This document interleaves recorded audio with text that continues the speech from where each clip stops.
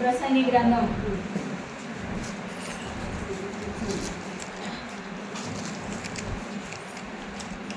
ప్రసంగి గ్రంథం 10వ అధ్యాయం 4వ వచనం ఒకసారి.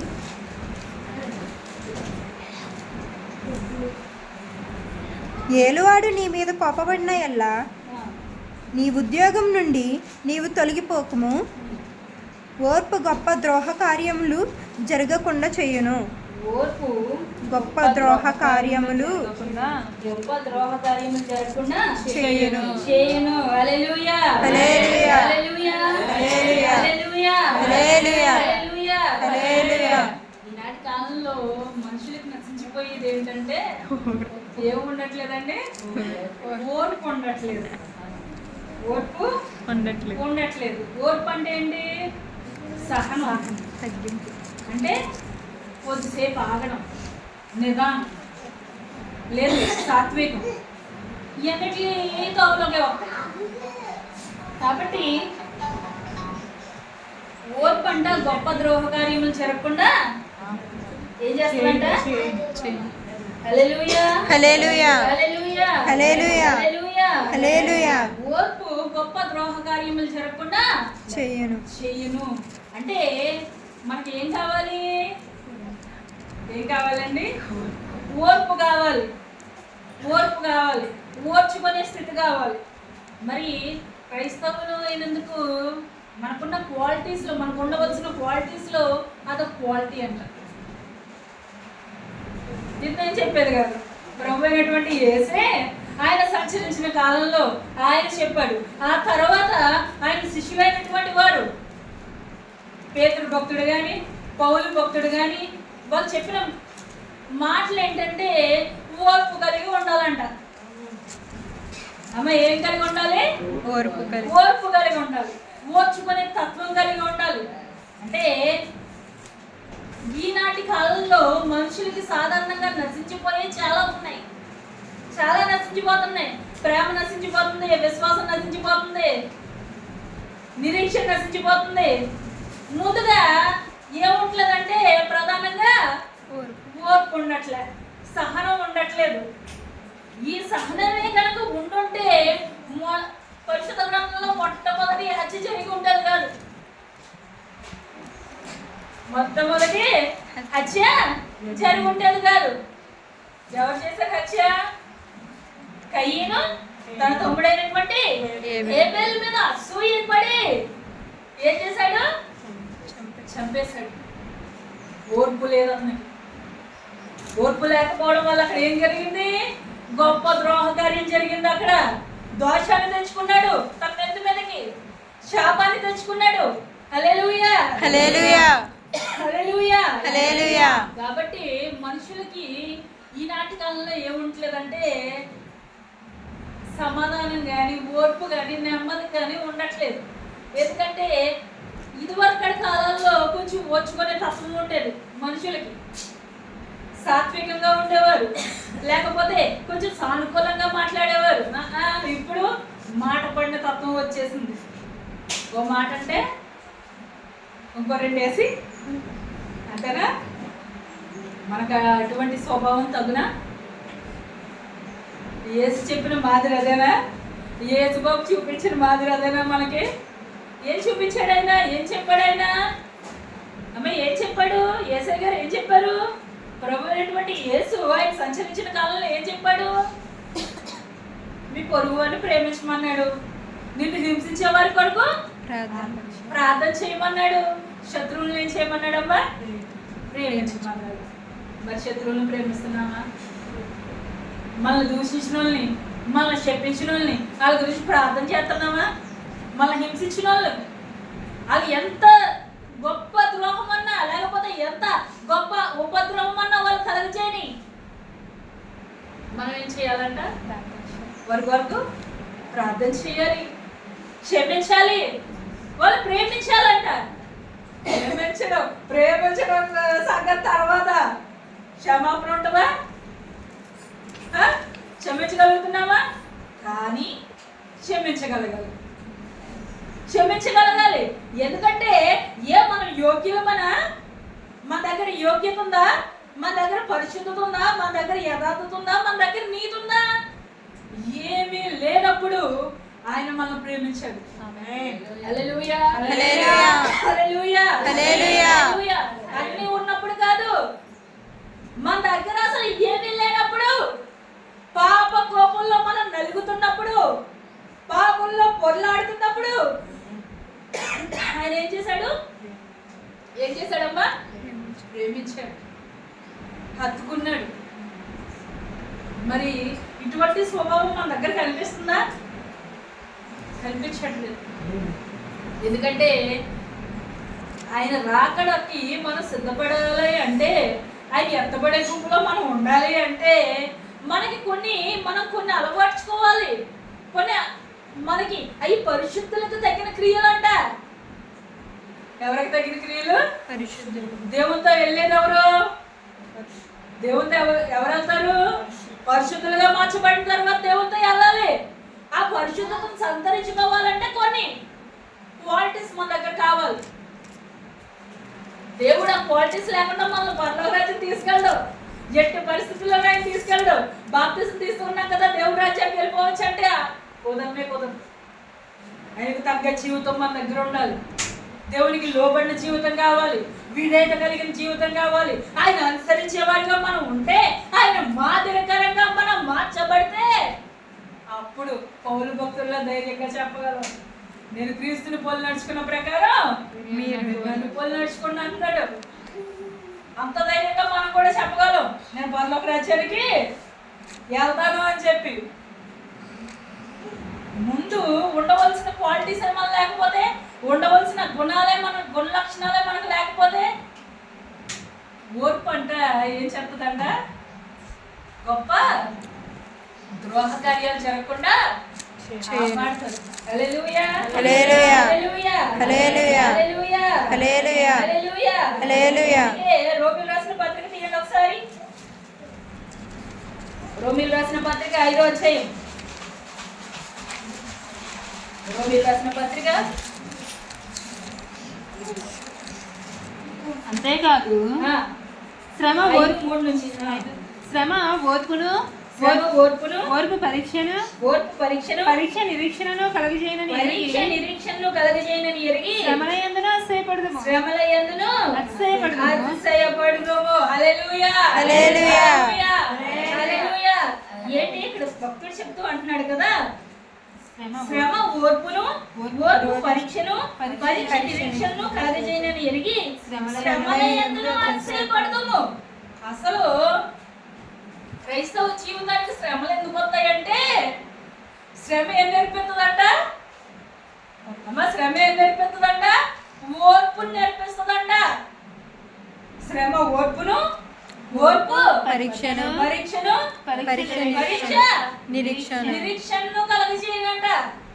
అంటే మనం శ్రమలే తట్టుకోలేకపోతే శ్రమలు వస్తాయి. మనం చూసిన శ్రమలు పరిశుద్ధ గ్రంథంలో ఎవరు చూడలేను అనుకుంటున్నారా? అవి ఎవరికి రాలేను అనుకుంటున్నారా? యోబు భక్తుడి పరిస్థితి ఏంటండి? ఎలాంటి ఫేజ్ నుంచి వచ్చాడు అతను? ఎలాంటి పరిస్థితులు గుండా వెళ్ళాడు? అతడు చేసిన తప్పు ఉందా అంటే, అతడు యథార్థవంతుడు అంట, దేవుని యందు భయభక్తులు కలిగినాడంట, నీతిమంతుడంట, అతని వంటివాడు ఎవడు లేడు అన్నాడు ఆ ఊసి దేశంలో. దేవుడు అతని గురించి సాక్ష్యం ఇస్తూ. మరి శ్రమ రాలేదా?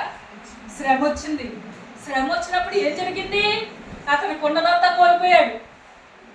పుట్టిన కొడుకుల్ని కుమార్తెల్ని కోల్పోయాడు. సరే, ఆస్తంతా పోయింది మొత్తం. కొన్ని వేల పరివారం అంతా మొత్తం నాశనం అయిపోయింది. అయినా గాని అతను అన్నమాట, యెహోవా ఇచ్చాడు, యెహోవా తీసుకున్నాడు, యెహోవా నామమునకు స్తుతి కలుగును గాక అంటే మనవాడు ఊరుకుంటాడా? మరి ఎవరో అవ్వాలి. ఎప్పుడు ఎప్పుడు ఎప్పుడు దొరుకుతుందా ఛాన్స్? ఎలా నలిపేద్దామా, ఎలా తొక్కేద్దామా, ఎలా పాడు చేసేద్దామా, అని చూసే ఓడికి అంటే నువ్వు అసలు చుట్టూ కంచేసావు కదా, కంచి దాటకుండా నన్ను ఆపేసావు కదా, నువ్వు ఒక్కసారి కంచె ఇలా చెరిపితే ఇలా తీస్తే నిన్ను ఎలా దూషిస్తాడో నీకు చూపిస్తానంది అపవాది. దేవాది దేవునికి తెలియదా? అపవాదికి బుద్ధి చెప్పడం కోసం సరే నీ ప్రయత్నం నువ్వు చెయ్యి, కానీ అతని ప్రాధాన్యం మాత్రం ముట్టడానికి వాడికి అధికారం లేదు. తల మొదలుకొని అరికాళ్ళ వరకు పాదాల మట్టుకు బాధగల గ్రూపులంట. అంటే దొరద పడుతుందని గోకుంటే పుండైపోతుంది, రక్తం వచ్చేస్తుంది, సీను కారిపోతుంది. చెల్ల పెంకులతో గోకుంటాడంట. అయినా కానీ అతని స్థితి మార్చలేంది. ఆ వాసన, ఆ కొంపు ఎవరు భరించగలరు? ఏమండి, కొంచెం ఎక్కడన్నా కొంచెం చేతి మీద ఏదన్నా అయితేనే లబోదిబ్బమంటాం. మరి తల మొదలు నడినెత్తు మొదలుకొని అరికాళ్ళ వరకు అతను బాధగల గ్రూపులతో వేదన అనుభవించినా కానీ అతడు దేవుని దూషించాడా? దూషించలేదు. యోబు చెప్తున్న పాఠం మనకి ఎన్ని శ్రమలు వచ్చినా, ఎన్ని కష్టాలు వచ్చినా అతను దేవుణ్ణి విడిచిపెట్టేశాడా అంటే విడిచిపెట్టలే. అందుకే అతను కోల్పోయినవన్నీ 200 పొందుకున్నాడు అతను. హల్లెలూయా, హల్లెలూయా, హల్లెలూయా, హల్లెలూయా, హల్లెలూయా. శ్రమలయ్యి దావీదు భక్తుడు అతని జీవితంలో శ్రమలు చూడలేదా? శ్రమలు చూడలేదండి. ఏలి సింహాసనం ఎక్కేశాడు అంతేనా? ఏమేమి పొందుకున్నాడు? తన కడుపున పుట్టిన బిడ్డలే అతను తరుముతే కొండల్లో దాక్కున్నాడు, ఎడారిలో అరణ్యాల్లో దాక్కున్నాడు. తన ముందేమో తన మామ సౌలు రాజు తరుముతుంటే ఎక్కడికి పారిపోగలిగిన అతను దూరంగా పారిపోయినా కానీ అక్కడ ఉన్న వాళ్ళు ఏం చేసేవారు? అదంతా మరి సౌలు సామ్రాజ్యం, సౌలు పరిపాలించే ఆ ప్రాంతాలన్నీ. కాబట్టి పారిపోయేసరికి అక్కడ ఉన్న వాళ్ళు ఇన్ఫర్మేషన్ ఇచ్చేసేవారు, దావీదు ఇక్కడే ఉన్నాడు, సౌలు రాజు వచ్చాయంటే మళ్ళీ ఎక్కడి నుంచి ఇంకో చోటుకు పారిపోయేవాడు దావీదు. ఎప్పుడు ఎవరు వచ్చి చంపేస్తారా అన్న ప్రాణభయంతో పరిగెట్టినా కానీ దేవుని విడిచిపెట్టేశాడా? అమ్మ, దేవుని విడిచిపెట్టేశాడా? ఏం చేశాడు? ఆ శ్రమలోని, ఆ కష్టంలోని ఏం చేశాడండి?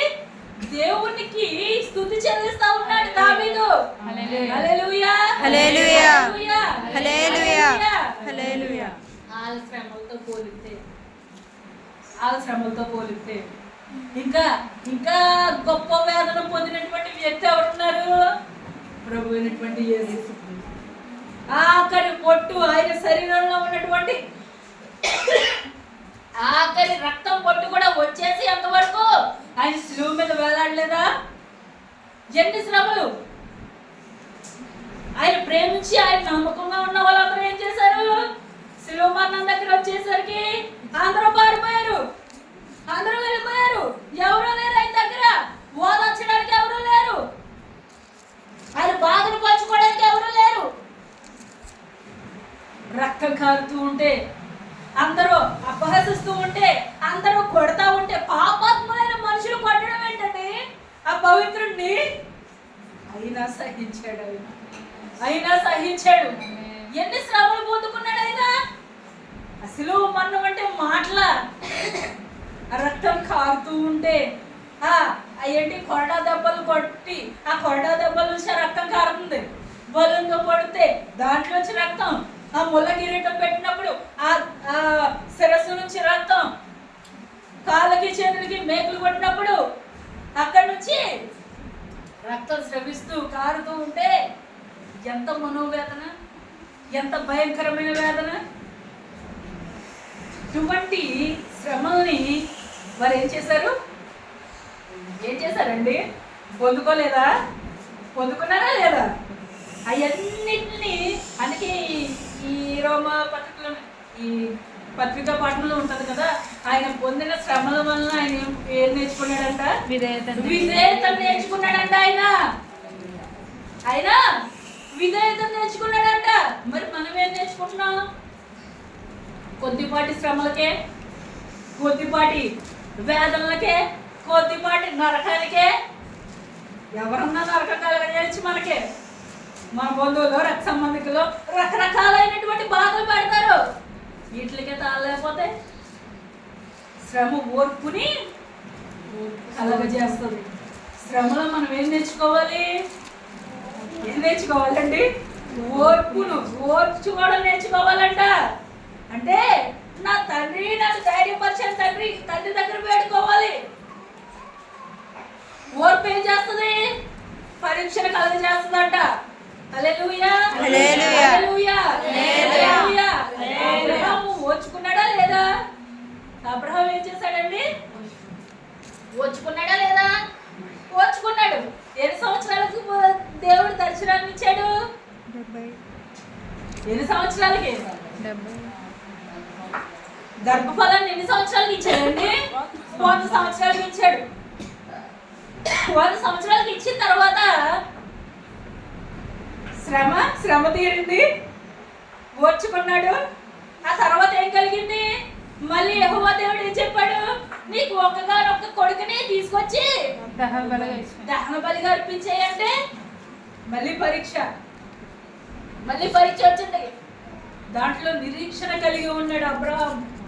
ఆ నిరీక్షణకు ప్రతిఫలమే తన కుమారుణ్ణి తీసుకుని వచ్చాడు మళ్ళీ దహన బలిగా అర్పించేయకుండా. హల్లెలూయా, హల్లెలూయా, హల్లెలూయా, హల్లెలూయా, హల్లెలూయా. శ్రమ ద్వారా ఏం నేర్చుకోవాలంట?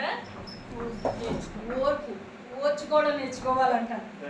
అంతేగాని కొద్దిపాటి శ్రమలకే మనం అల్లల్లాడిపోయి తొట్టుపడిపోయి నా దేవుడు నన్ను వదిలేశాడు, లేకపోతే ఈ శ్రమలన్నీ నాకే రావాలా?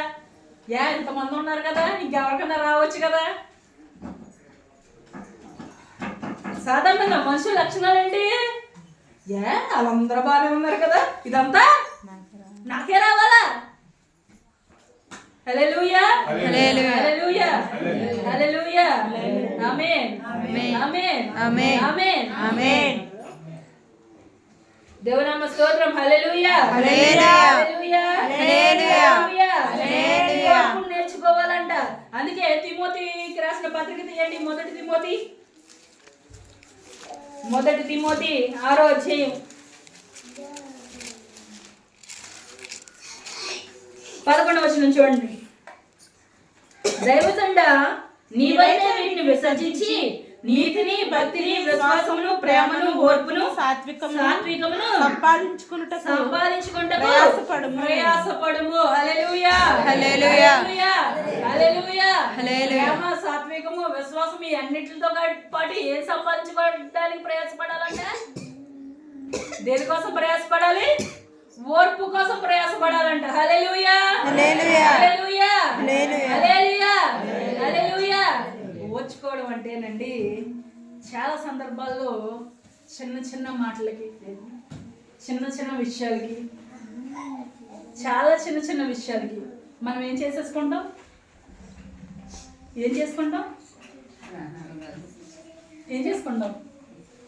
కొన్నిసార్లు ఆవేశం వచ్చేది. ఆయాసం కాదు, ఆవేశం వచ్చేది. అంటే కోపం, ఉద్రేకం.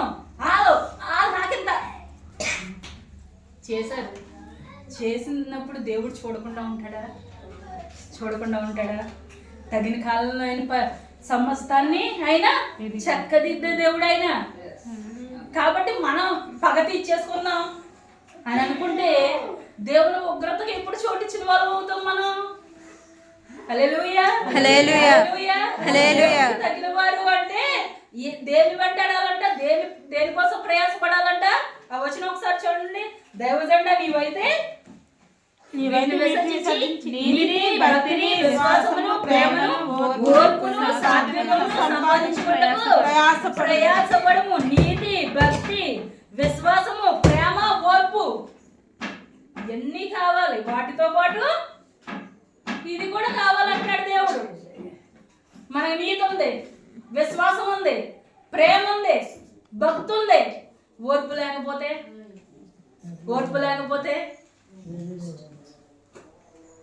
ఓర్చుకునే స్వభావం లేకపోతే హల్లెలూయా ఓర్చుకోవాలి. కొంతమంది ఓర్చుకోలేని స్వభావం ఉంటుంది కొంతమందికి. అంటే ఇతరులు బాగుపడిపోతుంటే వీళ్ళ కడుపుమంట. మనుషుల లక్షణాలు, మనుషులకి చాలా మందికి ఉన్న స్వభావాలు ఏంటంటే ఇతరుల బాగుకోరం. మనం ఇతరులు బాగుపడుతుంటే ఏం చేస్తాం? ఏడ్చేస్తారు. చాలా మందికి స్వభావం ఉంటుందండి, అది దయ్యపు స్వభావం. ఏ స్వభావం? దయ్యపు స్వభావం. అది మనిషి, దేవుని స్వభావం కాదు. ఎవరన్నా ఎదిగారు, లేకపోతే వాళ్ళు ఆనందంగా ఉన్నారు, వాళ్ళు దేవుళ్ళో ఎదుగుతున్నారు అంటే వాళ్ళ కోసం ఏం చేయాలి? సంతోషించాలి, దేవుని స్తుతించాలి. అంతేగాని ఇలా బాగుపడిపోతున్నారు బాబోయ్, ఇలా మనకు వచ్చేయాలి, మనం బాగుపడాలి, ఇతరులు నాశనం అయిపోవాలి. ఇలాంటి స్వభావం ఉంటే అది ఎవరి స్వభావం? దయ్యపు స్వభావం. ఆ స్వభావం మనకు ఉండొచ్చా? దేవుని పిల్లలకి తగందే, అస్సలు తగదు. ఆ స్వభావం అంటే దేవుడిని ప్రార్థన ఆలకించండి ముందు. హల్లెలూయా హల్లెలూయా హల్లెలూయా. చిన్న విషయాలకి ఒక మాటే కదా అన్నది. అది ఎవరైనా కావచ్చు. ఒక మాట అంటే పండ తత్వం ఉంటుంది చాలా మందికి. ఓ మాట అంటే మేము ఎందుకు పడాలి, నేను అసలు నన్ను ఎందుకు అనాలి అంటే చిన్న మాట అండి, చిన్న మాట. ఏదో మాట వస్తుంది.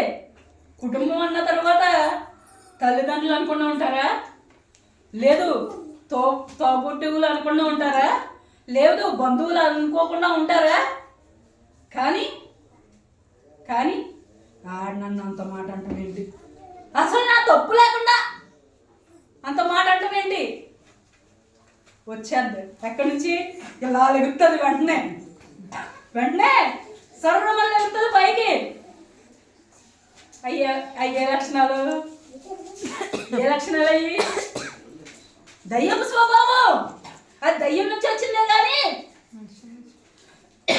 దేవుడి నుంచి వచ్చింది కాదు. ఓర్చుకునే స్థితి ఉండాలి. చిన్న విషయాలకి ప్రాణాలు తీసేసుకుంటారు. ప్రాణం నువ్వు ఇచ్చిందా, నువ్వు కొనుక్కున్నావా, నేను పుట్టాలి, లేకపోతే నా తల్లిదండ్రుల కడుపులో వచ్చి నేను రావాలి అనుకుంటే నువ్వు వచ్చావా? అపవాది ఎలా ప్రేరేపిస్తుందంటే మనసుగా గాయపరిచేస్తుంది. అంటే వాళ్ళు చూసావా, నీ గురించి ఏం మాట్లాడారు, నిన్ను ఎంత మాట అన్నారో చూసావా? ఎవడది ఆ మాట చెప్పేది? ఎవరు నీకు ఎవరు చెప్తారు? సాధారణంగా ఎవరన్నా తిట్టారు అనుకుందాం, మాట వచ్చింది, ఏదో ఒక మాట కొంచెం పొదునైన మాట వాడారు కుటుంబంలోనే. అంత మాట అంటావా అని అలా ఉండిపోతాం. కానీ హృదయంలో ఏం చేస్తుందో తెలుసా? హృదయం ఎలా తొలుతుందో తెలుసా? నన్ను అంత మాట అంటారా? నేనేం చేయకుండా, నా తప్పు లేకుండా, నేను ఏ తప్పు చేయకుండా నన్ను మాట అంటే హృదయం గాయపరచబడుతుంది, వేదన చెందుతుంది. కానీ ఈ హృదయం దగ్గర ఒకడు ఉంటాడు. అపవాది ఏం చెప్తుందంటే, నిన్ను చూసావా, నిన్నేమన్నాడు, నిన్ను చూసావా, ఆమె ఏమందో నువ్వు చూసావా అంటే నీ వాల్యూ అది. అంటే నేను మనుషులు ఆ రకంగా చూస్తున్నారు, నీ గురించి నిన్ను ఎలా అనుకుంటున్నారు. పదే అది గుచ్చేస్తా ఉంటే మనిషి ఏమైపోతాడంటే, నన్ను ఎంత మాట అనేసాడు, నా భర్త కట్టుకున్నప్పటి నుంచి ఒక మాట పల్లతి మాట అన్నాడు, ఇన్ని సంవత్సరాలు అయిన తర్వాత ఎంత పెద్ద మాట, ఎంత గౌరవమైన మాట నన్ను అన్నాడని చెప్పి అమ్మ వెళ్ళిపోతే ఏదో అంటి చేసుకుంటుందో అది వేసేసుకుంటుంది. ఎవరికి ఉపయోగం అది? ఎవరికి ఉపయోగం? అపవాది అలా పొంచి ఉంటుంది. అపవాది ఏం చేస్తుంది? దాని కుయుక్తులు, దాని ఊరులు ఎలా ఉంటుందంటే, నువ్వు గుచ్చేసుకోకల్లే, ఎవరో మన బంధువుల రక్త సంబంధికులు అన్నది, పక్కింటి అమ్మ ఉంటుంది, ఏవే పిన్ని లేకపోతే వదిన, మీ ఎప్పుడైనా ఇలా అంద కదా, ఇలా అందంట కదా, ఆవిడకి అవసరమా? అవసరమా? లేదు. మీ మీ ఆయన మీ ఆయన ఏంటి కొట్టాడంట కదా. ఈ మాటలు ఎలా ఉంటాయి మనకి? ఎలా ఉంటాయి మనుషులకి? కీ ఇచ్చి వదిలేయడం అనమాట. కొంతమంది ఆ రకంగా ఉంటారు. అప్పుడు దాన్నే ఈ అపవాది ఏం చేసుకుంటాడంటే క్యాష్ చేసుకుంటాడు అనమాట. ఈ అపవాది ఏం చేస్తాడంటే ఆ ఒక్క మాటను పట్టుకొని మళ్ళీ అలా తిప్పుతూ ఉంటాడు. మన హృదయంలో దేవుడు లేడు, మన హృదయంలో వాక్యం లేదు, మన హృదయంలో భక్తి లేదు, మన హృదయంలో నీతి లేదు. అప్పుడు ఈ హృదయం ఎవరు పట్టుతుందో తెలుసా? అవిశ్వాసంతో ఉన్న ఈ హృదయం, దేవుని మాటలకు లోబడిన హృదయం ఎవరికి లోపడుతుంది? అంటే అపవాది మాట ఉంటుంది, అలా నాశనం కలగజేస్తాడు వాడు. హల్లెలూయా, హల్లెలూయా, హల్లెలూయా. అన్నిటికీ ఓర్చుకోవడానికి దేవుడు ఏం చెప్తున్నాడు? ఓర్పు కోసం ప్రయాసపడమంటున్నాడు ఆయన. హల్లెలూయా, హల్లెలూయా, హల్లెలూయా, హల్లెలూయా. సహనం ఉండాలి, తగ్గింపు స్వభావం ఉండాలి. అంటే ఏదైనా విషయం ఉంటే దాన్ని ఏం చేయాలి? సహించగలిగిన స్థితి కావాలి మన దగ్గర. దేవుడు మనల్ని అంత సహిస్తున్నాడు, ఎంత భరిస్తున్నాడు, ఇది మర్చిపోతావు, ఇది వదిలేస్తావు. మన సహన మన ప్రయాసలే, మన బాధలే, మన కష్టాలే. మరి దేవుడు మనల్ని అంత సహిస్తున్నాడు. ఆయన ఒక్కసారి మనకి రీలేస్తే అప్పుడు తెలుస్తుంది మనకి. హల్లెలూయా, హల్లెలూయా, హల్లెలూయా, హల్లెలూయా. చివరిగా చూడండి లోకాసు వార్త 21:19.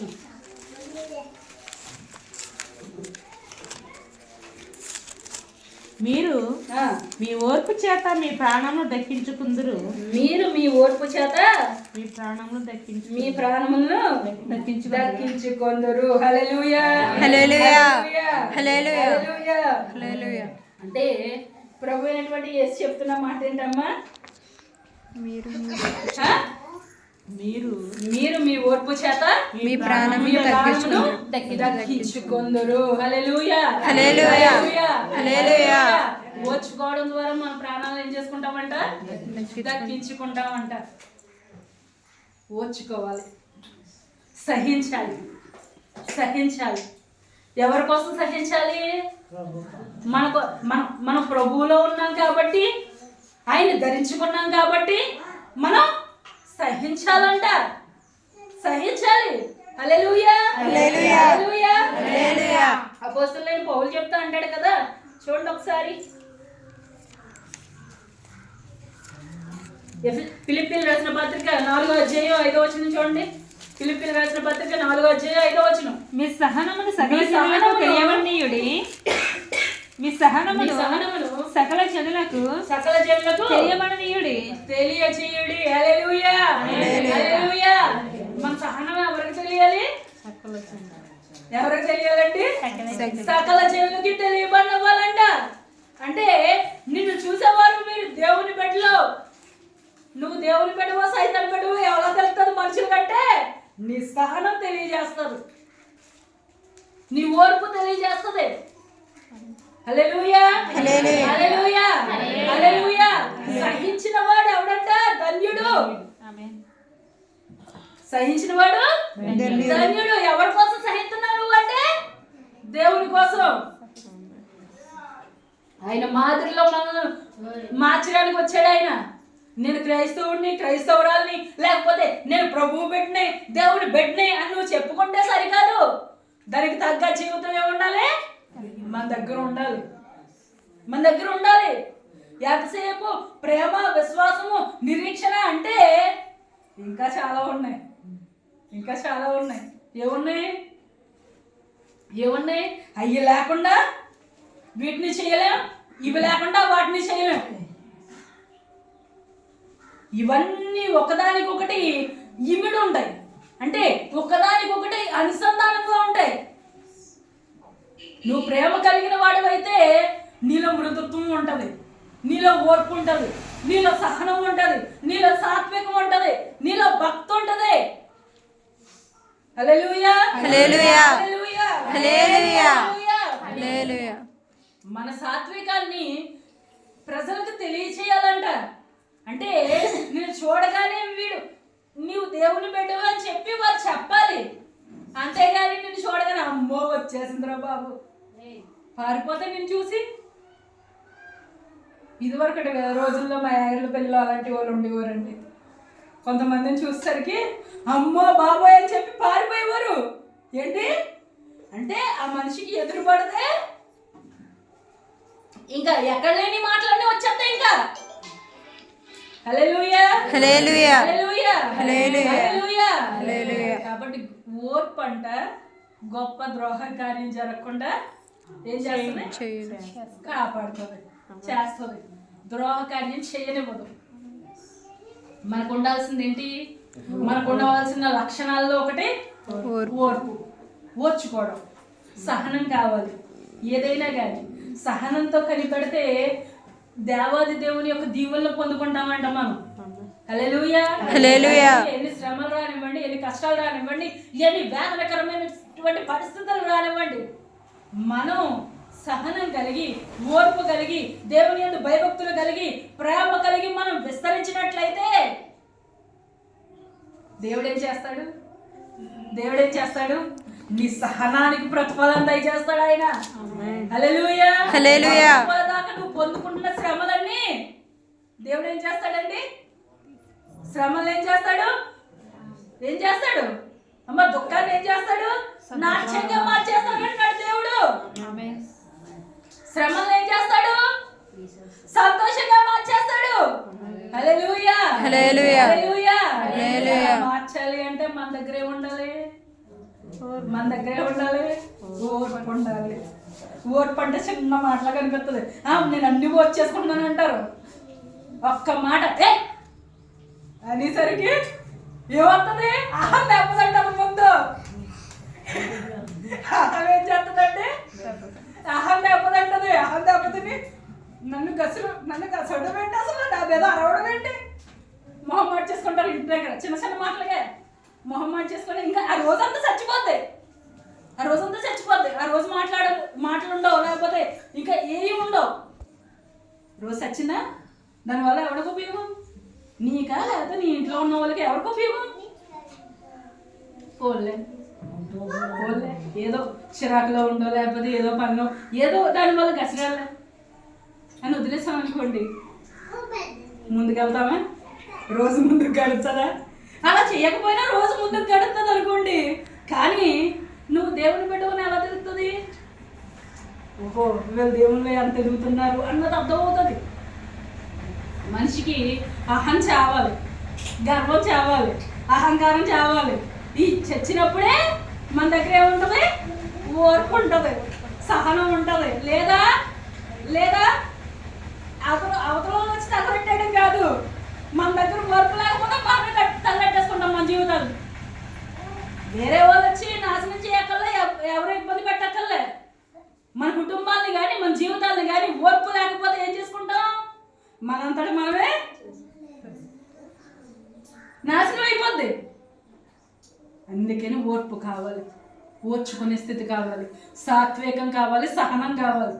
హల్లెలూయా హల్లెలూయా హల్లెలూయా హల్లెలూయా. దేవుణ్ణి ఏమని అడగాలి? ప్రార్థన చేయమంటే తండ్రి నన్ను నా కుటుంబాన్ని దీవించండి, ఆమె స్తోత్రం, నా పిల్లలు బాగుండాలి, లేకపోతే నా బంధువులు బాగుండాలి, ఆమె అనేస్తాం. తండ్రి నాకు ఓర్పు అలవాటు చేయి తండ్రి, నాకు సహనాన్ని అలవాటు చేయి తండ్రి, నాకు నీ ప్రేమను అలవాటు చేయి తండ్రి. ఎప్పుడన్నా మొరపెడుతున్నామా? మొరపెట్టేవారిగా ఉండాలి. అప్పుడు జీవితాలు బాగుంటాయి, కుటుంబాలు బాగుంటాయి. హల్లెలూయా హల్లెలూయా హల్లెలూయా హల్లెలూయా హల్లెలూయా. దేవుణ్ణి తండ్రి తండ్రి నీ సహనాన్ని మాకు దయచేయండి, నీ సహనాన్ని మాతో మమ్మల్ని నింపండి నీ సహనంతో. నీ ఓర్పు కోసం ప్రయాసపడే వారిగా మమ్మల్ని మార్చండి, ఓర్చుకునే స్థితిని మాకు ఇవ్వండి తండ్రి అని చెప్పి దేవుడిని అడుగుదాం. ప్రియమైన వాళ్ళారా, దేవుడు మిమ్మల్ని మీ కుటుంబాన్ని దీవించును గాక. ఆమేన్.